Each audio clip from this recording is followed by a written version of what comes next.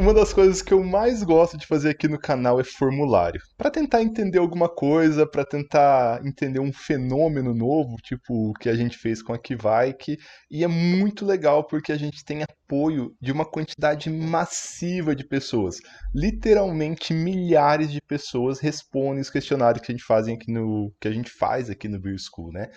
E ano passado, novembro do ano passado, copiando o Brewlosophy, que mapeia o perfil do cervejeiro que acessa o Brewlosophy, né? Eu ia falar do cervejeiro americano, mas na verdade é o perfil de quem consome os conteúdos do Brewlosophy. Eles mapeiam mais ou menos como é o cervejeiro americano, extrapolam aqueles dados para se entender como é o cervejeiro americano, embora eu mesmo possa responder ou qualquer um possa responder aquele questionário. Então eu copiei literalmente o questionário deles, cada linha por linha do que eles perguntam, claro, tentando adaptar alguma coisa aqui para a realidade brasileira, e fiz o questionário que teve 1.300 respostas, mais ou menos, o que é um número estatístico muito grande para cerveja artesanal aqui no Brasil, né? Ou até algumas pessoas responderam de fora do Brasil, que foi bastante interessante.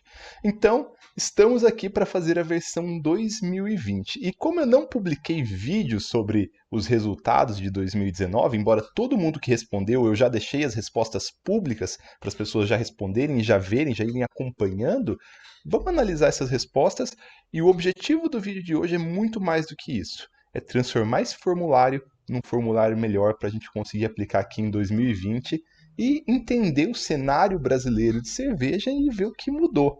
É bem interessante. Bora lá ver? Esse é o questionário. Então ele fala aqui que essa é a primeira tentativa de mapear o perfil dos cervejeiros do Brasil, embora eu acho que ficou um pouco tendencioso para cervejeiros do Beer School que talvez não representem realmente o comportamento de todos os cervejeiros do Brasil. Existe diferença, né? Os cervejeiros aqui do Beer School às vezes estudam um pouco mais, quem sabe? Talvez eu estou enganado também.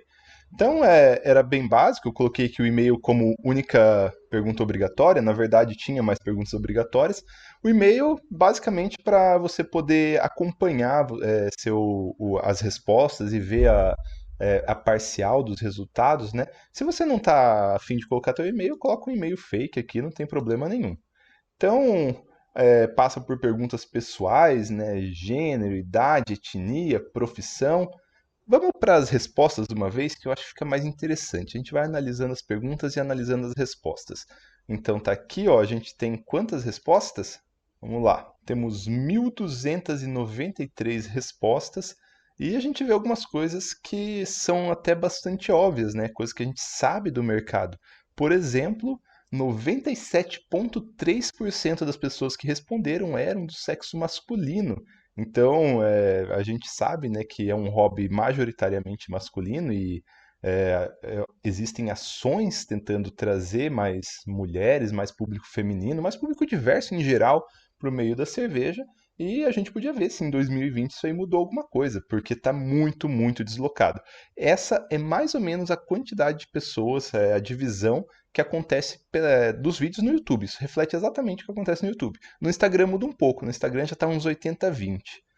A idade do público cervejeiro, mais da metade está aqui na faixa que eu me encontro, que é de 30 a 39 anos. Acho que essa dá para deixar tudo como está aqui. Etnia, então a gente tem quase 80% das pessoas que responderam. Lembrando que isso não representa exatamente os cervejeiros, mas principalmente as pessoas que assistem o Beer School, né? Quase 80% sendo compostos de brancos e 15% de pardos, tendo uma fração bem pequena. 45 pessoas se autodeclararam negras aqui e algumas outras etnias menor representatividade, né? Tipo brasileiro. A gente tem. Ah, asiático, tem 7 asiáticos fazendo cerveja. Olha que engraçado.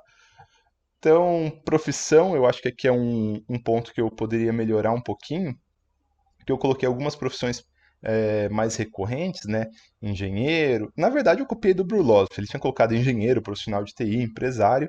E aí eu coloquei outros para a pessoa digitar, né? E na hora que eu coloquei para outras pessoas digitar, aí saiu para todo lado, né? Então talvez isso é um ponto que eu tenha que mudar um pouquinho. Localização, a maior parte, como esperado, está na região sudeste, ainda mais pela densidade populacional, né?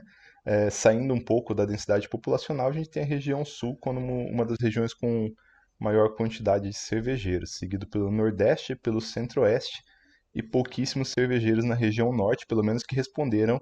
Nossa, muito pouco mesmo que responderam na região norte, apenas 15 cervejeiros. Aqui um dado bastante interessante, anos de experiência em cervejaria, anos de experiência cervejeira, né?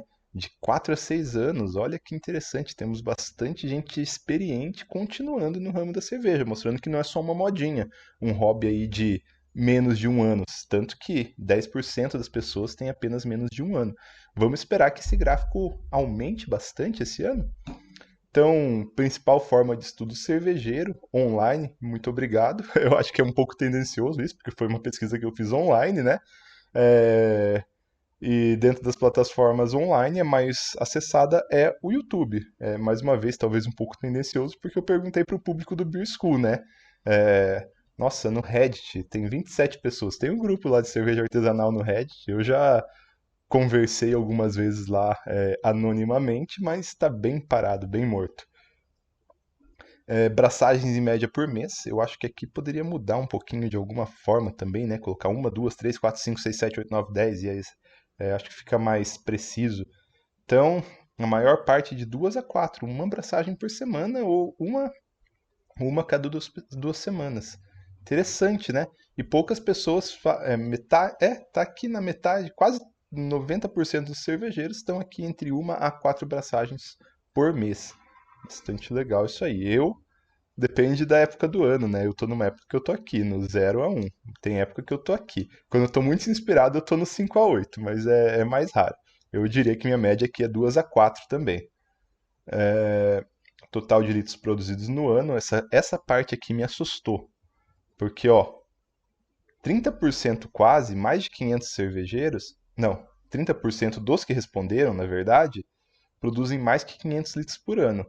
E as pessoas produzem uma a quatro vezes por mês. Então, qual que é o tamanho do bet dessas pessoas? Pensa aí. Acho que até que tinha que fazer uma estatística aí para ver se bate o bet. É, Próxima pergunta. O estilo que mais braça. Essa eu não preciso nem olhar. Eu lembro a resposta, mas eu não precisava nem olhar. É IPA, né? Então, IPA aqui, o estilo que mais braça. Seguido de outros. Ah, tá. Outros, pô, aí zoou, né? Mas vamos lá, seguido então de estilos belgas, que é algo bem surpreendente. Eu não imaginava que o segundo estilo mais braçado aqui no Brasil seriam estilos belgas. Eu gosto muito. E para mim, eu acho que está numa proporção até mais ou menos que eu faço. Metade IPA-APA, uns 10% de cerveja belga. Olha, bate mais ou menos o que eu faço isso aqui, hein? Isso aqui é uma coisa que a gente poderia mudar para o questionário desse ano aqui, deixar talvez um pouco mais bem elaborado. Outras bebidas, então aqui o nenhuma, né? Eu deveria deixar, talvez, tirar esse nenhuma e deixar essa resposta opcional. Eu me entro aqui agora no de cachaça. Cidra, já participei de produção, hidromel já participei de produção, kombucha também. É, Agora vinho, não. Tipo de fabricação, olha, praticamente todo cervejeiro do Brasil, salvo essas 8 pessoas, usa grãos. Isso é uma coisa legal porque eu falei com os caras do Brewlosophy após terminar esse questionamento e mandei o resultado desse questionário para eles. A gente até teve umas discussões bem legais. E uma das coisas que ele falou é que é surpreendente que aqui quase todos os cervejeiros, basicamente dá para dizer que 100% dos cervejeiros são cervejeiros que fazem apenas com grãos, enquanto nos Estados Unidos é predominante o uso de extrato. Isso pode ter um monte de razões, né? Talvez porque os extratos lá são mais acessíveis, mais baratos, são mais novos e aí são mais gostosos de utilizar, ou simplesmente não vingou aqui no Brasil. O que vocês acham disso? Então, continuando, né? Método de braçagem mais frequente, essa foi algo bem interessante para mim também, porque eu achava que esse processo clássico aqui, né, de 3 panelas, ele estava caindo em desuso, mas não, é o processo mais utilizado. As 3 panelinhas lá, dá trabalho e tal, mas também, pô, fazendo 500 litros por ano no Biab ou no Single Vessel não dá, né? Single Vessel automatizada, hoje sendo muito presente nos cervejeiros, né? Um equipamento já um pouco de preço mais elevado e tal. E o Biab clássico sendo muito representativo, hein? Talvez aqui eu poderia colocar outras alternativas, mas é ruim expandir muito, talvez outros aqui seria bom, né? É ruim expandir muito porque às vezes acontece da gente perder um pouquinho o foco. Eu queria saber qual que era a single version mais utilizada, e eu coloquei aqui, infelizmente o outro dominou, né? Então, tirando o outro, a mais utilizada é a chinesa. Olha, eu não lembrava desse resultado. Seguido de produtos nacionais, Ezebril e Birmax. Aqui, Brew Home também sendo bem expressiva. E logo seguido pela cigarra elétrica, pela Grandfather e pela Braumeister. Essas são as 15 pessoas, os 15 cervejeiros de ostentação aqui do Brasil. Método de resfriamento mais frequente também foi algo que me surpreendeu bastante, porque eu achava que a maior parte, assim, 90% ia usar chiller de imersão, apesar de ser bem expressivo, o resultado ainda não é metade das pessoas mais ou menos usando imersão. E aí, chiller de contrafluxo, resfriador de placas, e o mais interessante, 5% usando no chill. Olha que legal, as pessoas usando técnicas, adaptando aí para suas realidades. Eu sou a favor de utilizar técnicas de simplificação o quanto puder, desde que seu objetivo se enquadre com isso. Tipo de fermentador também bem interessante, a maior parte usa bombona, cilindro cônico de polipropileno, tá bem alta, baldes também, né? E o inox estando presente aí em poucas casas, e eu imagino que esse ano vai estar um pouco mais. As empresas que fazem fermentadores de inox, como a TK, elas cresceram bastante, venderam bastante coisa. Tô bem interessante para ver se isso aqui inverter um pouquinho. Como que você mais braça? Eu braço solitário, algumas pessoas em dupla e algumas pessoas aí 5% em confrarias. Essas perguntas, às vezes, elas podem parecer meio estranhas, mas eu copiei do Brulosophy. O objetivo meu desse vídeo é pedir a ajuda de vocês para tentar, talvez, fazer um questionário até um pouco melhor do que esse.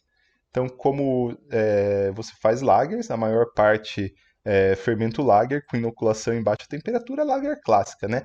Eu acho que eu até colocaria como você faz lager, porque é, rola muitas fake lagers por aí, ó. 10% das pessoas faz fake lager. Fermento ale, fermentação de temperatura baixa. Ou fermento ale, temperatura alta. Basicamente faz uma cream ale, né? Que é o Jotanase é o estilo que ele mais faz. Algumas pessoas elas fazem. Ah, tá. E, claro, referente à temperatura de inoculação, né? Isso é muito importante. Então, 16% fazem a lager, só que inoculam a levedura em temperatura mais alta. Isso pode ter umas implicações ruins, mas às vezes descer até 8, 9 graus é bastante difícil. Tipo de levedura mais utilizada, essa é uma resposta de alguma forma bastante esperada, a predominância da levedura seca. Porém, eu imaginava que ia ser uma predominância maior ainda, porque imaginar aí que 10% usa levedura líquida, hoje eu morando aqui no interior não vejo essa realidade acontecendo. Talvez vocês que moram em capitais, talvez seja uma realidade mais presente. Bastante interessante, né? Gerenciamento de leveduras, como que acontece? Metade não reaproveita, 25% usa levedura nova, mas faz starter, que eu acho que é o que todo mundo deveria fazer, salvo as pessoas que fazem ali 20 litros, né? 20 litros dá para usar um pacotinho na maior parte das vezes, mas você vai fazer 40, 50, 100 litros, em vez de comprar 5, 6 pacotes, faz starter que economiza uma boa grana e às vezes a cerveja fica até melhor que você deixa a levedura bem oxigenada, bem forte, bem ativa. É a minha opção aqui para a maior parte dos casos. Eu também me enquadraria nessa, né? Reaproveitamento de lama sem lavar, faço ocasionalmente. Reaproveitamento de lama lavando, eu já coloquei um vídeo esse ano falando por que eu não faço mais isso. E reaproveitamento de lama para fazer starter seria a minha sugestão para reaproveitamento de lama.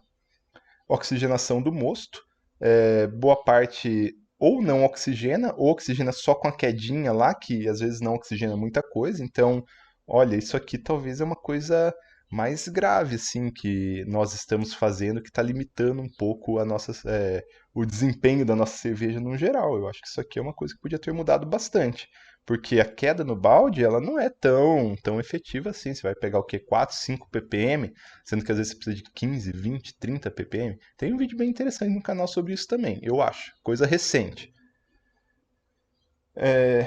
Tipo de carbonização mais usada. Essa aqui eu não esperava de forma alguma essa resposta. Sério mesmo, entre 1.300 pessoas praticamente, 51% fazendo carbonatação forçada. Isso e mostra o investimento que o cervejeiro está fazendo, porque um kit de carbonatação forçada não é uma coisa barata, né? Você tem que ter cilindro, tem que ter a válvula reguladora, dependendo de como você vai servir isso, você tem que ter um sistema de contrapressão, tem que ter uma chopeira. Isso aqui, essa talvez foi a resposta que mais me surpreendeu. Tipo de invase mais frequente, bom, aí fica uma pergunta até complementar, né? Então a maior parte em barril, quer dizer, provavelmente quem faz carbonação forçada invasa em barril, salva um pouquinho que faz para garrafa. Perfeito, super, super interessante. Aqui uma pergunta talvez que eu mude também, coloque de 10 em 10 litros, 20, 30, 40, 50, que é o tamanho dos lotes. Ficou um pouco impreciso saber assim quanto exatamente a pessoa braça aí, né? Mas a maior parte tá ali na faixa de 20 a 40 litros. E eu não sei se é 20 ou 40, né? Se é 20 ou 30. Então eu me enquadro nessa faixa aqui também. No dia da abraçagem, se é quanto que você faz, que tem pessoas que pegam ali no dia da abraçagem, fazem 2, 3 lotes, ou para encher um fermentador maior, ou para aproveitar que tem pouco tempo para abraçagem, né? É óbvio que a resposta maior seria um lote apenas, mas aqui tem outras opções. Por exemplo, a pessoa que faz um lote dividido em 2 fermentadores, ou dois lotes para 2 fermentações, então é uma possibilidade. Provavelmente pessoas que têm menos tempo para abraçar. Fonte de água, a gente tem aqui, infelizmente, essas pessoas que têm água da torneira não filtrada. Gente, não façam isso, por favor. Isso aqui sempre dá clorofenol, mesmo que seja um pouquinho. Por favor, vamos pegar água do poço e pegar água de uma mina, de uma bica, não sei. Mas, então a gente tem aqui como prioritário, prioritário não, né? Maior relevância, ou maior frequência, na verdade, da água da torneira filtrada e água mineral. Água mineral é legal, que você sabe mais ou menos o perfil mineral ali, você consegue corrigir fácil. O problema é que é caro, né? Então, às vezes, um filtrinho ali, ou água do poço. Então, aqui em casa eu uso filtro. Tem filtro da Zebril, é ótimo, é muito bom, porque é uma comunidade enorme. E lá no Atanásio, eu braço muito lá no Atanásio, a gente usa água do poço. É um poço super raso, 3 metros de poço, mas para pegar 40 litros está ótimo. Bom, se faz ajustes da água, então pouco menos da metade não faz ajuste, mas é relevante que muita gente faz ajuste. Eu espero que o Beer School tenha uma parte aí que a gente fez umas séries legais de água, né? Tentando desmistificar o uso da água.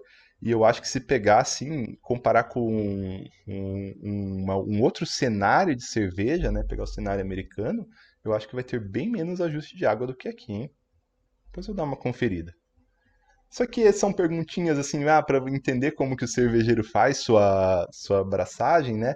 Rampas de temperatura, normalmente você faz o quê? Múltiplas rampas ou rampas únicas. Rampas únicas está ganhando, eu geralmente também faço rampa única, estou incluso aqui. E agora, essa parte aqui era um monte de perguntas que você colocava não concordo ou concordo, assim, um nível de escala de concordo ou não concordo. Por quê? Basicamente tem temas muito polêmicos na cerveja. Por exemplo, First Wort Hopping, que é aquela lupulagem que você faz antes de iniciar a fervura. Você faz lá no primeiro mosto que vai para a panela de fervura. Dizem que é bom, mas não existe nenhuma comprovação sobre isso. Então foram um monte de perguntas nesse sentido para ver o que as pessoas acham. Então ajustar água é importante?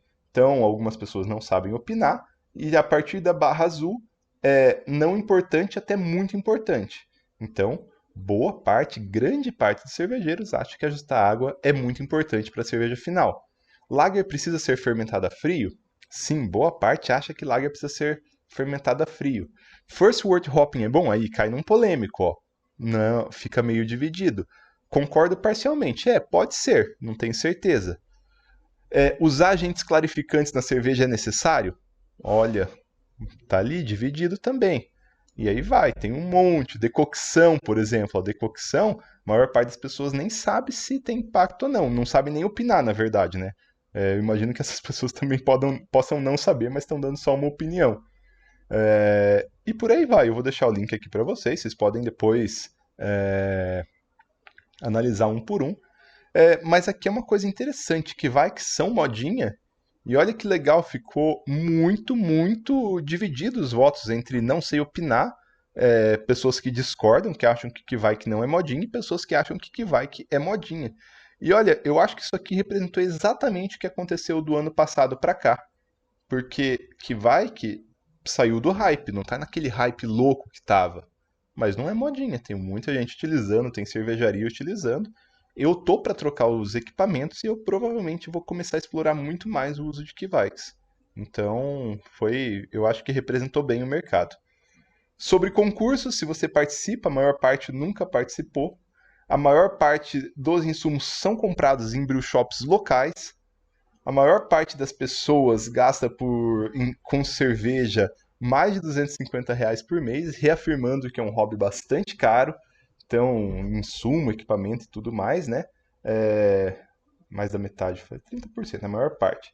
Embora algumas pessoas consigam manter seu hobby ali com uma quantidade bem menor de dinheiro. E eu não sei o que essas pessoas fazem. Eu vou chutar que braça um pouco, porque R$ 50 por mês dá pra fazer uma cream ale por mês, eu acho, no máximo.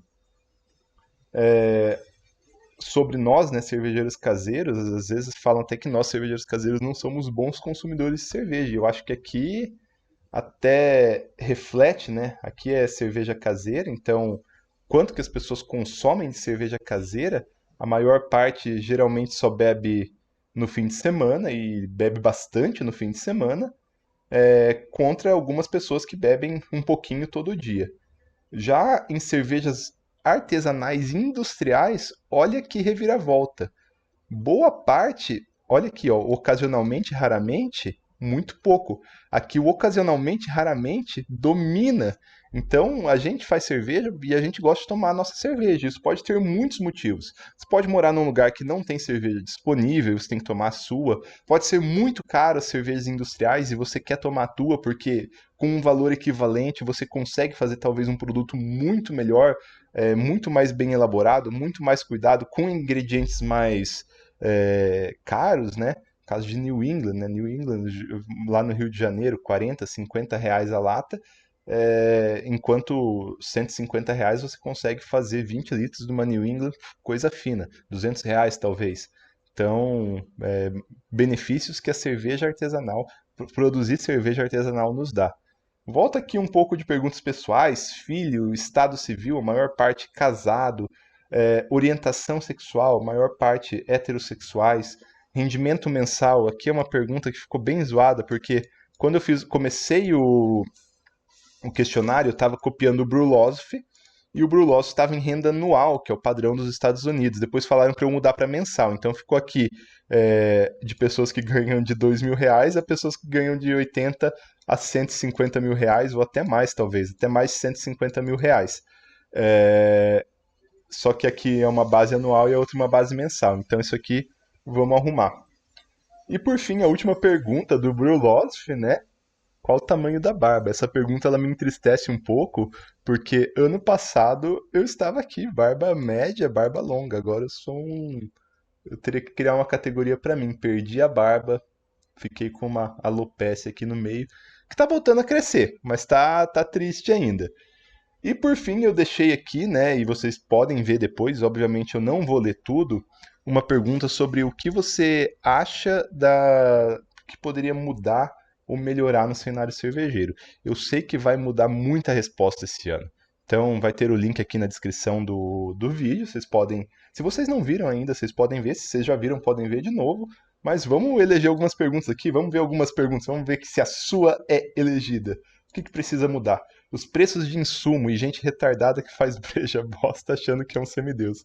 Vamos lá, mais uma aleatória, uma grande aqui. Parem de tentar transformar a apreciação de cerveja como uma coisa chata, como nos vinhos elitizados. Cerveja é popular. E que o que agrada um especialista pode não agradar o iniciante. Não existe nada de errado nisso. Cerveja boa é aquilo que eu aprecio naquele momento da vida. poético. Eu acho que eu tenho que fazer um vídeo só lendo esses comentários. Não, eu vou parar aqui e vou fazer um vídeo só lendo esses comentários. Muito bom. Então, pessoal, qual que é o motivo desse meu vídeo? Primeiro, apresentar esses dados para vocês e muito mais. Eu quero ajuda para melhorar isso aqui. Deixem nos comentários o que a gente pode fazer para esse ano.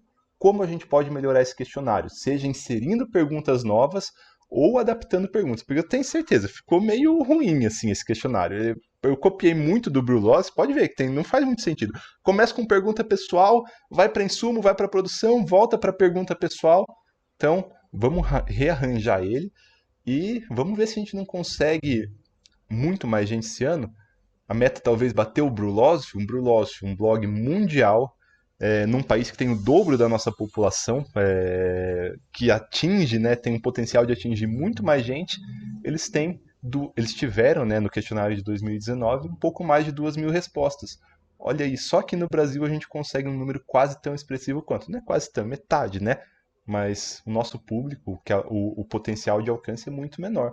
Vamos tentar bater e chegar numa significância estatística que extrapola os limites do Beer School? Então, pessoal, deixem aqui, se vocês gostaram, deixem seu like e vamos já iniciar um novo questionário. Valeu, pessoal, até a próxima!